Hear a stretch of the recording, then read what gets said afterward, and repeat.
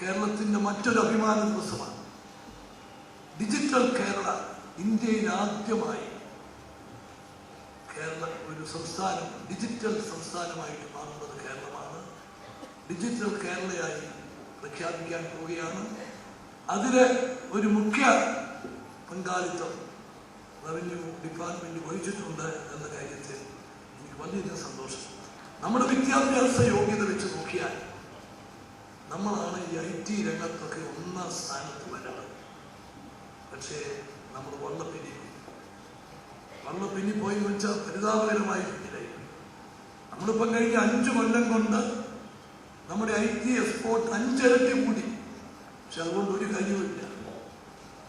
നമ്മുടെ ഒന്നാം സ്ഥാനത്ത് വരേണ്ട നമ്മൾ ഒന്നാം സ്ഥാനത്ത് നിൽക്കുന്ന കർണാടകയുമായി കണ്ടിച്ച് നോക്കുമ്പോൾ 10-1 ഉള്ളൂ. നമ്മൾ zero land scheme revenue department ആവിഷ്കരിച്ചു കൊണ്ടുവന്നു. 54,000-ൽ പരം ആളുകൾക്ക് അതില് ഭൂമി കൊടുക്കാൻ സാധിച്ചു. നമുക്ക് പൂർണ്ണ സംതൃപ്തി വരണമെങ്കിൽ മുഴുവൻ ആളുകൾക്കും തലയയക്കാൻ ഇടം കൊടുത്തേ മതിയാവും. പക്ഷെ അതിന് കുറെ അധികം ബുദ്ധിമുട്ടുകളും പ്രയാസങ്ങളുണ്ട്. എന്നാലും അത് നമുക്ക് നേടിയെടുക്കണം. അതിനു വേണ്ടിയിട്ടുള്ള ശ്രമങ്ങളുമായി നമുക്ക് മുമ്പോട്ട് പോകണം.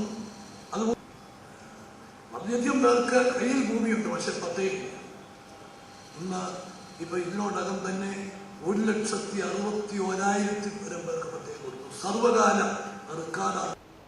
അങ്ങനെ ഒരു വിജയത്തിലേക്ക് കൊണ്ടുവന്ന് എത്തിക്കാൻ കഴിഞ്ഞതിന്റെ അടിസ്ഥാനത്തിൽ നമുക്കൊരുപക്ഷെ റവന്യൂ വകുപ്പിൽ ലിംഗ ബുക്സ് ഓഫ് റെക്കോർഡ്സിൽ എത്തിച്ചേരുവാനുള്ള അതിൻ്റെ സർട്ടിഫിക്കറ്റ് നമ്മെ തേടിയെത്തുവാനുള്ള അവസരം ഉണ്ടായ സന്തോഷകരമായ വാർത്തകൾ നിങ്ങളെ എല്ലാവരെയും ഞാൻ അറിയിക്കുന്നു.